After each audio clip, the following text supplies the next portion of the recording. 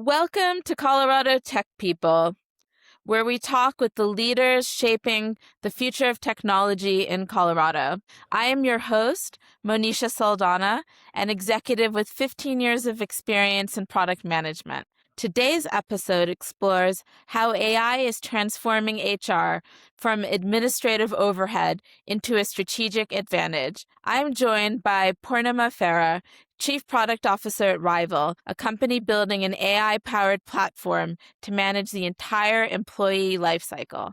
We'll dive into the hard decisions behind building enterprise HR software, how AI is changing the way teams hire and develop talent, and the real impact this has on employees and organizations. Purnima, thank you so much for joining me today. Thanks for having me, Monisha. It's a pleasure. And let's dive in. So, first question for you. What is the problem Rival was created to solve, and what is the solution? Yeah. So Rival has always been an automation first mindset. As a company, we've thought about what is it that HR really needs in terms of providing the best-in-class employee experience that requires the tactical manual steps to be fully taken off of the hands of HR teams, whether it's recruiters or sourcers or onboarding specialists or HRBPs, and automating that. As part of that journey, we have now become best in class, what we call orchestration layer for a variety of use cases. If you're thinking about how to build the best pre-boarding experience, connecting all the systems in your organization, whether it's your HCM, your payroll, your benefits, what have you, and bringing a single layer to life that is fully personalized and configured, or whether it is as people are offboarding, what are the tools and systems they need globally. The laws in one country or one region may be different. The needs of employees in different parts of the globe might be different. So Rival just really takes into account the varied, complex nature of the employee experience and focuses on automating that from end to end in a scalable way. Wow, fantastic. And Rival evolved, right, from early onboarding tools into a fully AI-powered talent suite. What drove that transformation? Yeah, good question. So yeah, actually, for anyone that was born in the 2000s, you probably at some point filled out a paper, offer letter. Like you probably had to come in and sign something that said, okay, I'm now a part of this company. So Rival actually first started off by creating the technology that automated it. So this was like, over 20 plus years ago. So it's kind of in the company DNA to always think about what is it that needs automated? How do we really need to think about the opportunity to scale a business by taking the manual steps off? And so the natural transition from there became, okay, now let's think about what that means for recruiting. In the space of recruiting, you're looking at a big pain point around how to actually find the best talent, as well as how to match the talent that is applying to your jobs to the relevant roles in your organization. So being able to really tie those two pieces together from a recruiting experience via automation and integration became the next meaningful chapter. We've also recently launched the same kind of journey for the performance layers. So if you think about performance, often a common pain point is, I know what my employee is doing today as a manager, but I have recency bias.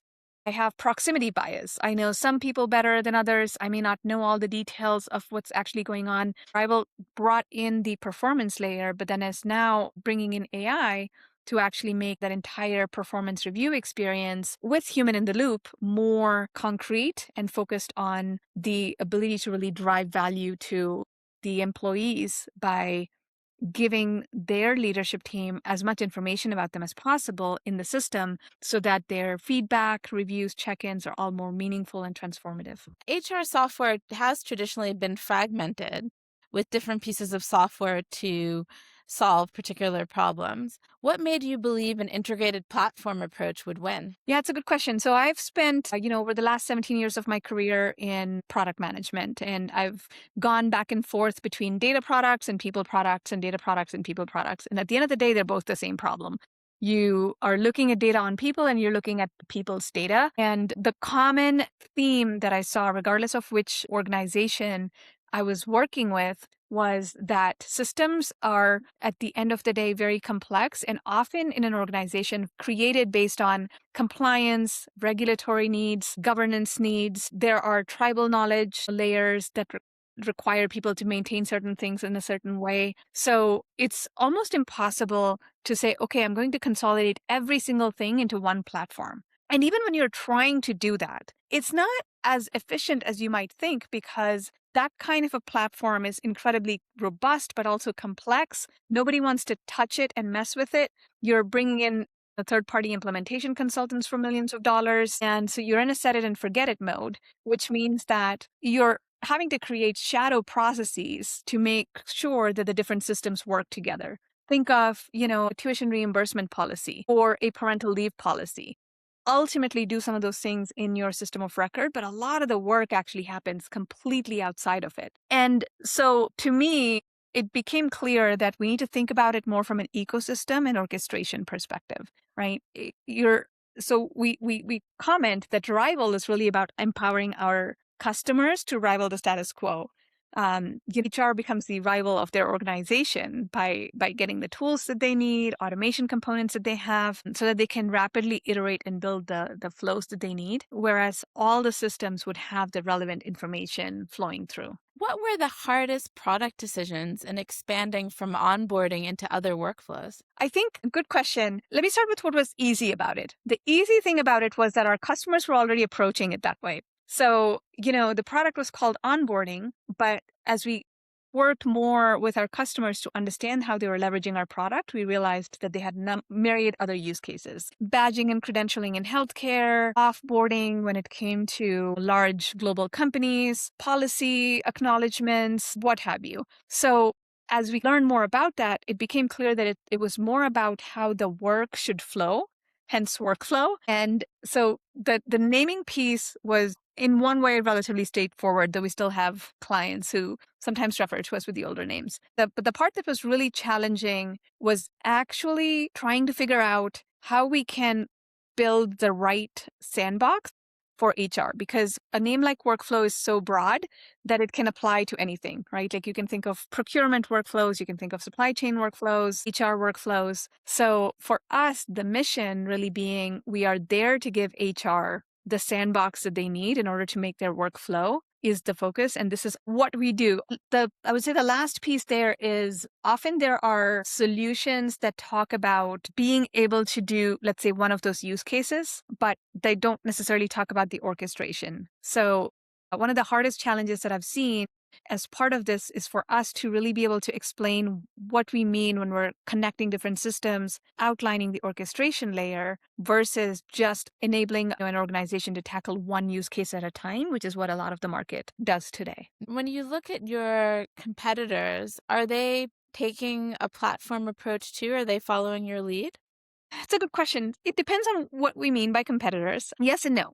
I would say that the best-in-class vendors in this market are focused on empowering people to work across the ecosystem, because you don't get into this industry unless you're really focused on serving people well. And so there is this common ethos of making sure that the different systems work well together, play well together, that they really have platform mindset. Where I think there's some divergence is probably most in terms of, how technologies are actually being built. So at Rival, we've taken a very strategic and thoughtful approach of built-in AI, built-in platform, built-in automation, in order to make sure that clients have a clear understanding of, everything that is already coming directly, as part of the system for them.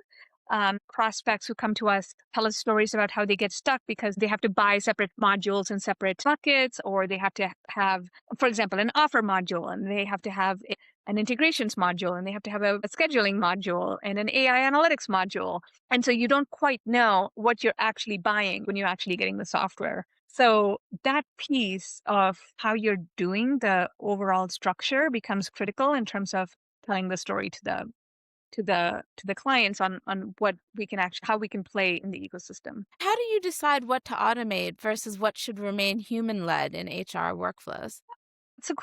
That's a good question, and it depends is probably the best answer. It starts at two layers. One, there's the use case level, right? And then there's also the organization size or challenge level as well. So the use case level is probably the one that most people talk about. Common one these days that we see is scheduling. Do you like enabling people to be able to come in and schedule the interviews themselves? Good use case there for AI to be able to come in and say, okay, let me find the people that are actually available, that are best fit, what have you, summarizing interview feedback, matching candidates. So there are different use cases that can be leveraged in order to really have that good structure for time and cost savings back to the organization. But at the same time, there's kind of a thoughtful approach to it, because how we're matching candidates to jobs is an obvious one where we really want to make sure that we're providing the relevant tools for skills-based hiring or understanding what the organization is, but not necessarily making that full decision on behalf of the human in the loop. So it in terms of how we make that decision, it's gathering a lot of customer feedback, thinking about where the relevant human in the loop layer comes in, what the governance guardrails are, what the modeling guardrails are, and then scaling from there. Was there a key turning point where you realized AI needed to be central, not just additive to the product strategy? It's always been the way I've approached things. I'm a platform person, right? I want to be able to go to clients and have a conversation with them about, here's everything that's being used. Let's show you the full story end to end. Probably the biggest turning point in terms of embedding versus not actually probably originated not with AI, but with analytics. So often analytics got treated as an afterthought, right? And if you're going to think about 20 years ago, you're kind of putting together some of your dashboards and maybe you're sharing it at the exec level, then they're making recommendations on changes, and those changes are getting percolated down across different layers of management. And then eventually, in the long run, changes are actually being made. That meant that it takes so much longer than it should for any meaningful change or transformation to really take place. Because by the time you've actually analyzed the data and disseminated the action, the data has already changed. Coming up on a lot of these analytic tools, what I saw was that democratization of the analytic tools meant the decision making was so much faster. Leadership could outline strategy and provide guidelines on how someone should think about the data, and then leave the actual actions in the hands of the people that were doing the work. And so the same thing also applies now to AI, right? It's less about if we outline, here is the AI process that we want every single person in the company to follow, versus outlining guidelines and then having the individual departments and the individuals leveraging different tools to say, okay, I understand what my vendors are offering. I understand what the use cases are that need more automation or self-reliance. I understand how the different systems should be orchestrating together, and scale from there. We've kind of seen this trend coming, and we've been building towards this built-in model from day one. And at a practical level, how is Rival using AI to change how HR teams operate day to day? It's a good question. There's two responses on the practical side. Internally, obviously, we're AI consumers, but I think you're asking about the in software as well. Internally, it's really interesting because, with the development acceleration with AI, we are seeing just our ability to really move so much faster on being able to actually add value from a technology perspective to tell the story, to deliver capabilities and tell the story in the market on what we're doing. In terms of the actual HR teams, we've kind of been very strategic about where we are adding specific capabilities. So in the talent acquisition space, really top of funnel, sourcing, recruiting, and outreach being the core AI use cases for us. In the employee journey, just being able to come in and have HR take any and all use cases and say, okay, let's come in and build the journeys within minutes. By the way, that process typically takes months. Giving them knowledge agents so that they can learn in an accelerated fashion about what's actually happening within their organization, giving them employee agents so that their employees can, real time get responses on any questions that they have as part of their pre-boarding or onboarding journey. And then on the performance side, giving them the ability to really improve their review process itself. Lots more planned, but those are some of the highlights today. Yeah.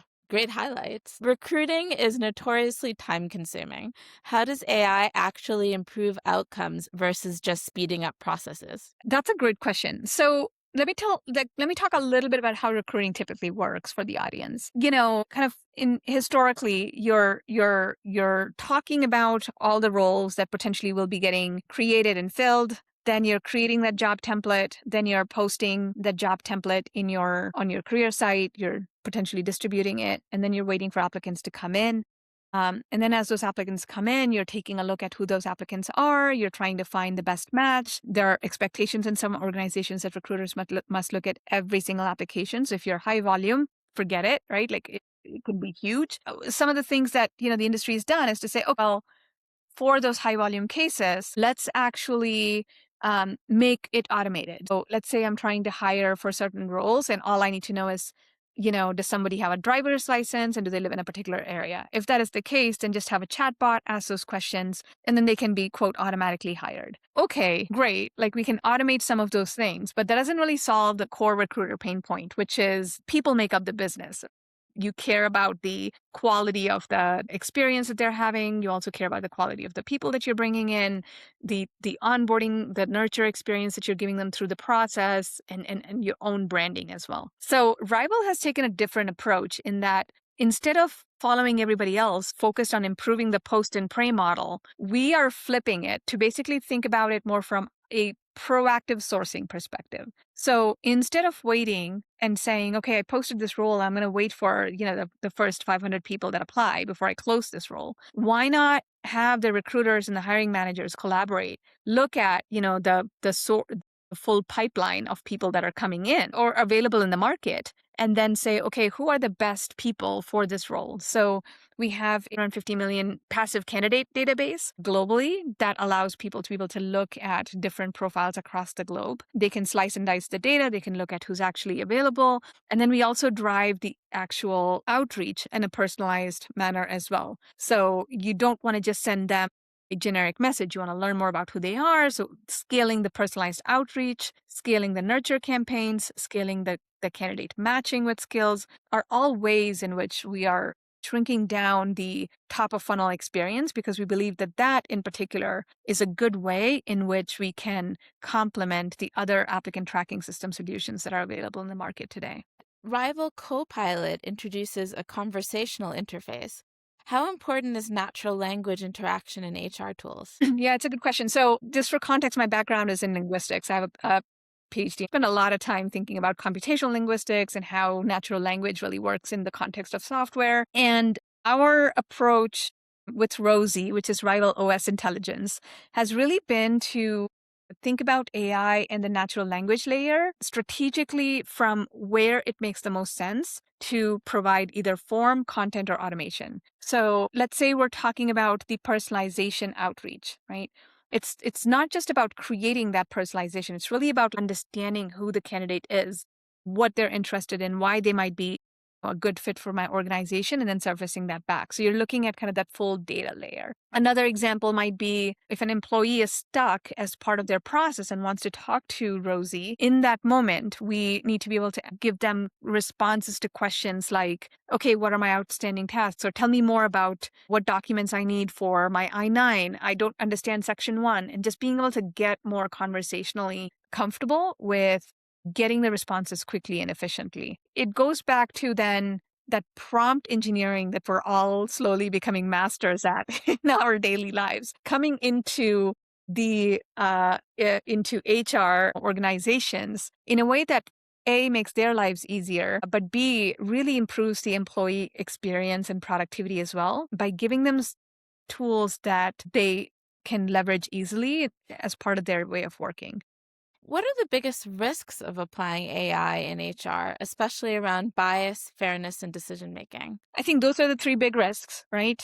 We think about them and talk about them all the time. Governance and compliance are always number one priorities when it comes to any organization, and HR, along with other departments, is responsible for it. So it it then becomes critical to make sure that when we're launching AI capabilities, that HR is in control of whether they want to adopt it, how they want to adopt it, what that looks like, full transparency in terms of the model itself, as well as what's entailed in there, the explainability layer of the model, and also providing segmentation, right? So you and I should not receive the same kind of responses from our systems as managers in an organization, because we would be running different functions, if you will. So a lot of the guardrails that have historically been in place in terms of, analytics or automation kind of continue to apply. Where it does get critical is that, the level of trust with HR is much higher than with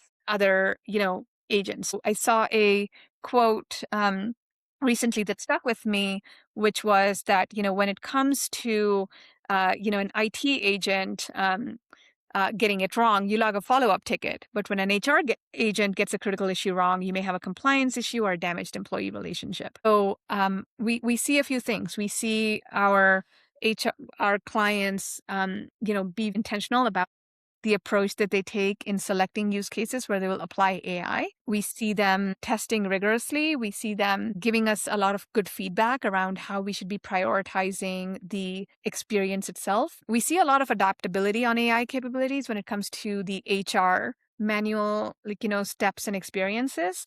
And more time, if you will, for assessment when it comes to the employee side, which naturally makes sense. Where does AI still fall short in understanding people, performance, or potential? Still falls short. That's a good question. At the end of the day, you need a human in the loop, right? Like what AI can do well is really, help us with the scale and automation that is required for an organization to be able to understand its data and its people. AI is as good as the data that is being surfaced up to it. So when there's context missing, when there is different external systems that are not speaking well to each other, then AI naturally falls short. And that is one of the common things that we see, and one of the common ways in which Rival is actually coming in to help. So let me explain that a little bit differently. Let's say that you're looking at an AI agent in one system of record. What happens is it only has access to that system of record. It's not really thinking about, what's going on with the employee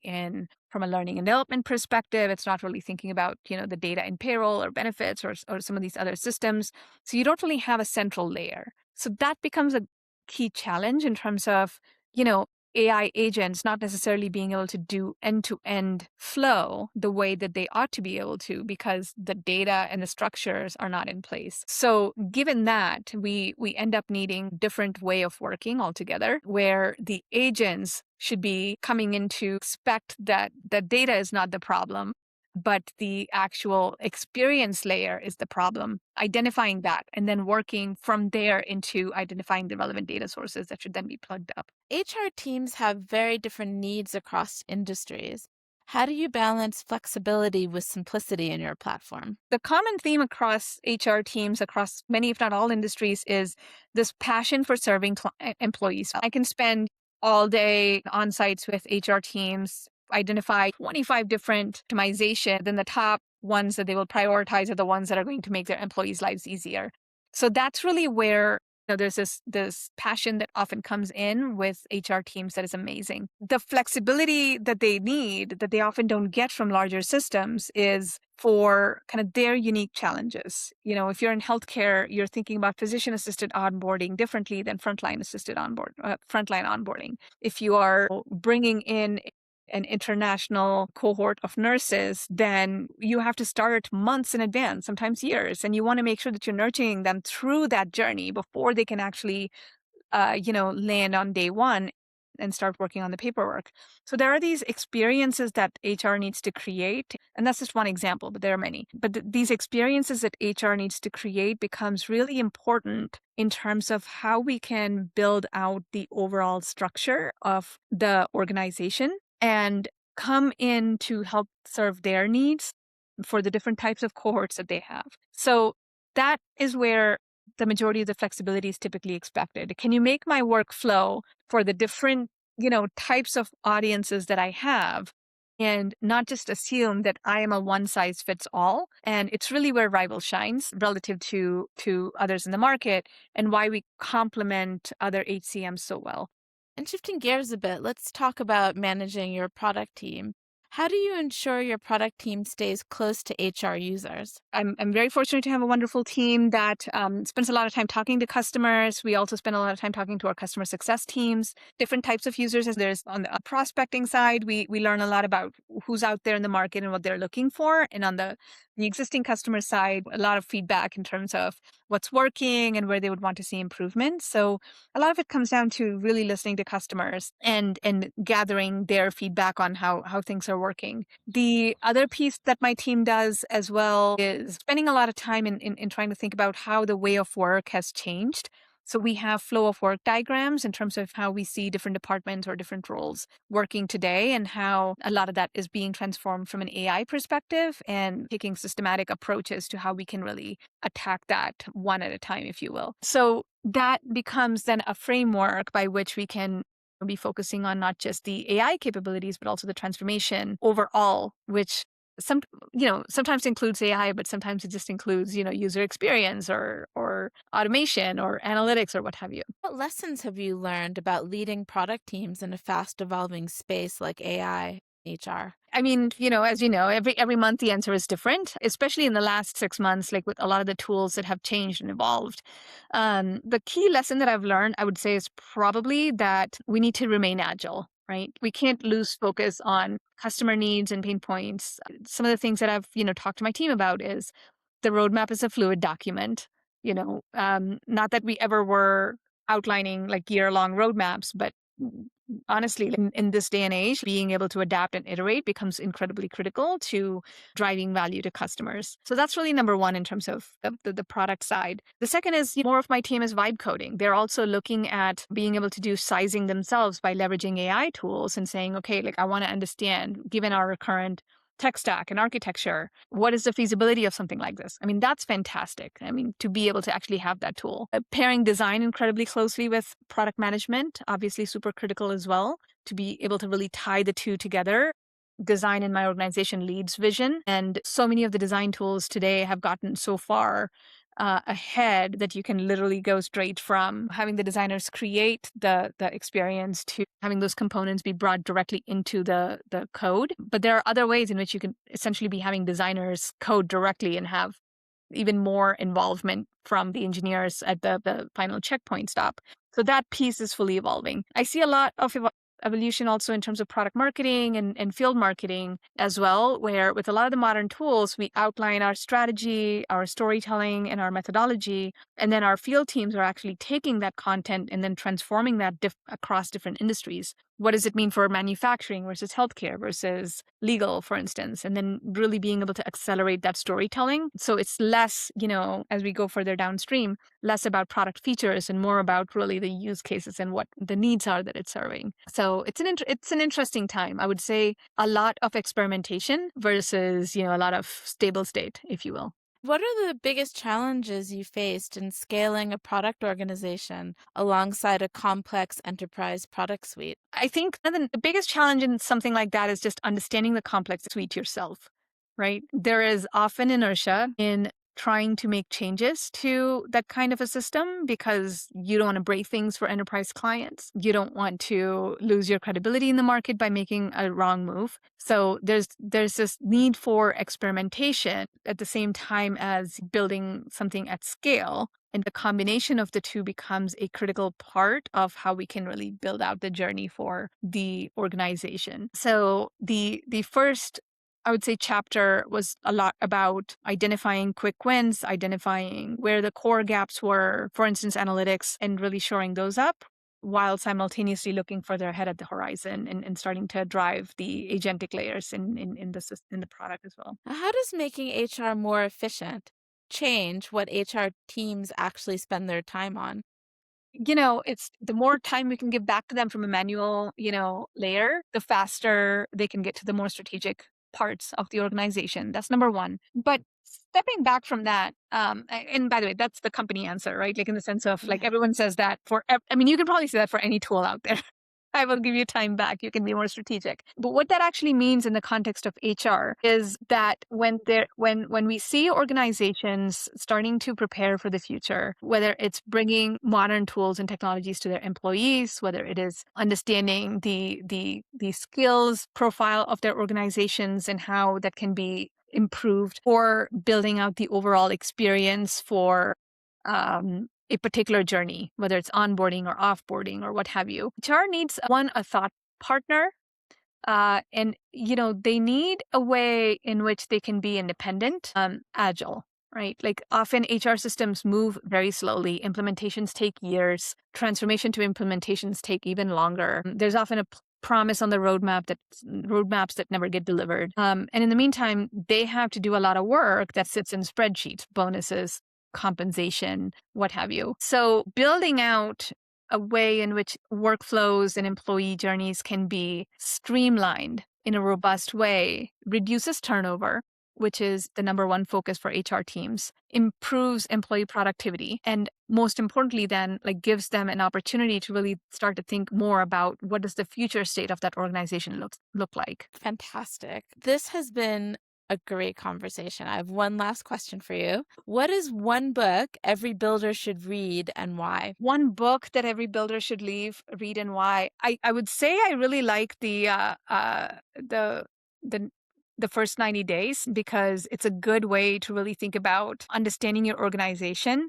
And it's also a book that hits me, as organizations go through change management, right? So your first 90 days may restart depending on when and how your leadership team is changing or if there's transformation happening. But I think a lot of the strategies for an organization has to apply based on the actual steps, if you will, that need to be taken as part of that. Yeah, I've read the first 90 days multiple times. So Yeah. it's definitely a good one to Yeah. read. I agree. Yeah, I find myself going back to it more than other books, which is why it came to mind. Yeah, fantastic. Well, thank you so much for this conversation, Purnima. Yeah, my pleasure. Thanks for having me, Monisha. And I'd like to thank our listeners for listening to this episode of Colorado Tech People. If this conversation on how AI is transforming HR and the employee experience sparked new ideas, consider sharing it with a leader or builder in your network. Don't forget to subscribe so you can hear more conversations with the people shaping the future of work through technology. Until next time, keep building systems that don't just scale, but truly support the people behind them.